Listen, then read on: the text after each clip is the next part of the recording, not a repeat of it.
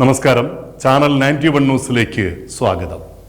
കാക്കനാട് വാഴക്കാലയിൽ 69 വയസ്സുള്ള സലിം സ്വന്തം വീട്ടിൽ കൊല്ലപ്പെട്ട നിലയിൽ കണ്ടെത്തുന്നു. സലിമിനെ ക്രൂരമായി കൊലപ്പെടുത്തിയത് അദ്ദേഹത്തിന്റെ വീട്ടുജോലിക്ക് നിന്ന ബീഹാർ സ്വദേശികളായ ജോലിക്കാരിയും ഭർത്താവും. ഈ കൊലപാതകം വലിയൊരു മുന്നറിയിപ്പാണ്. അന്യസംസ്ഥാന തൊഴിലാളികളെ അതല്ലെങ്കിൽ അതിഥി തൊഴിലാളികളെ വിശ്വസിച്ച് നമ്മുടെ വീട്ടിനുള്ളിൽ കയറ്റി താമസിപ്പിച്ചാൽ അത് നമ്മുടെ ജീവൻ പോലും നഷ്ടപ്പെടുത്തുമെന്ന അപകടകരമായ താക്കീത്. കൊല്ലപ്പെട്ട സലീമിന്റെ വീട്ടിലെ ജോലിക്കാരിയായിരുന്നു ബീഹാർ സ്വദേശിനിയായ 24 വയസ്സ് മാത്രം പ്രായമുള്ള അസ്മിത. ഇവരുടെ ഭർത്താവായ 25-കാരൻ കൗശൽ കുമാർ പ്ലംബിംഗ് ജോലിക്കും മറ്റ് ചെറു ജോലികൾക്കുമായി സലീമിന്റെ വീട്ടിൽ എത്താറുണ്ടായിരുന്നു. സലീമിന്റെ കൈവിരലുകളിൽ ഉണ്ടായിരുന്ന സ്വർണ്ണ മോതിരങ്ങൾ ഉൾപ്പെടെ 8 ലക്ഷം രൂപയുടെ സാധനങ്ങളാണ് ബീഹാർ സ്വദേശികളായ ദമ്പതികൾ കൊലപാതകത്തിനു ശേഷം കവർന്നെടുത്തത്. സലിം കൊല്ലപ്പെടുന്നതിന് 2 ദിവസം മുൻപാണ് അദ്ദേഹത്തിന്റെ ഭാര്യ സൈറ ബാനു UK-യിലുള്ള മകളുടെ അടുത്തേക്ക് യാത്ര തിരിച്ചത്. തുടർന്ന് സലിം മാത്രമാണ് വീട്ടിലുള്ളതെന്ന് മനസ്സിലാക്കിയ പ്രതികൾ ഒരുമിച്ച് ഈ വീട്ടിലെത്തി. ഇവിടുത്തെ കാര്യങ്ങൾ കൃത്യമായി അറിയാമായിരുന്ന അസ്മിത ഭർത്താവ് കൗശൽ കുമാറുമായി ചേർന്ന് സലീമിനെ കൊലപ്പെടുത്തി. മോഷണ മുതലുമായി സ്വദേശമായ ബീഹാറിലേക്ക് കടന്നു കളഞ്ഞു. ഇന്ത്യയിൽ എവിടെയും പോയി ജോലി ചെയ്യുവാനുള്ള മൗലികമായ അവകാശം നമുക്കെല്ലാവർക്കുമുണ്ട്. പ്രവാസികളില്ലാത്ത മലയാളി കുടുംബങ്ങൾ തന്നെ കുറവാണ്. എന്നാൽ നമ്മുടെ നാട്ടിലെത്തുന്ന അന്യസംസ്ഥാന തൊഴിലാളികളുടെ കൃത്യമായ വിവരങ്ങൾ ശേഖരിക്കുവാൻ സംസ്ഥാനത്ത് യാതൊരു വകുപ്പുകളും ഇപ്പോഴും നിലവിലില്ല എന്നതാണ് സത്യം.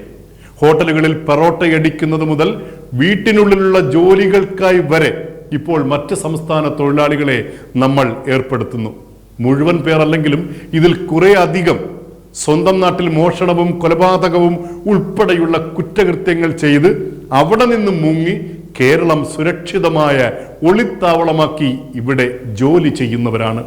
സാഹചര്യങ്ങൾ അനുകൂലമാകുമ്പോൾ അവരിലെ കുറ്റവാളികൾ ഉണർന്ന് പ്രവർത്തിക്കും. മോഷണവും ബലാത്സംഗവും ആക്രമണവും ചിലപ്പോൾ അത് കൊലപാതകത്തിൽ വരെ എത്തും.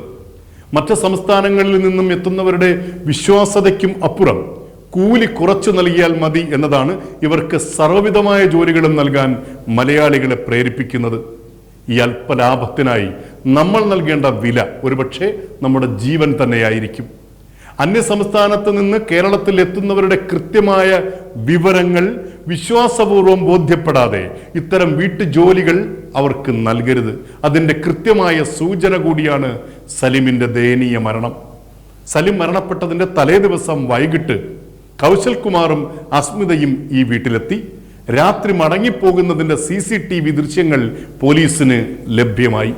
UK-യിലുള്ള ഭാര്യ പലതവണ വിളിച്ചിട്ടും സലിം ഫോൺ എടുക്കാത്തതിനെ തുടർന്ന് സമീപത്തുള്ള ബന്ധുവിനോട് വീട്ടിൽ പോയി നോക്കാൻ സലീമിന്റെ ഭാര്യ ആവശ്യപ്പെട്ടു. ബന്ധു ഈ വീട്ടിലെത്തുമ്പോൾ വീടിന്റെ പിൻഭാഗത്തെ വാതിൽ തുറന്ന നിലയിലായിരുന്നു. അകത്ത് കയറിയപ്പോൾ സലിം തറയിൽ മരിച്ചു കിടക്കുന്നു. 3 മക്കളും ഭാര്യയുമുള്ള സലിം ഒറ്റയ്ക്ക് വീട്ടിലായപ്പോൾ നടന്ന ഈ ക്രൂര കൊലപാതകം ശക്തമായ ഒരു മുന്നറിയിപ്പാണ്. പുറം ജോലികൾക്കല്ലാതെ വീട്ടുജോലികൾക്ക് പരമാവധി അന്യസംസ്ഥാന തൊഴിലാളികളെ ചുമതലപ്പെടുത്തരുത് എന്ന മരണ മുന്നറിയിപ്പ്.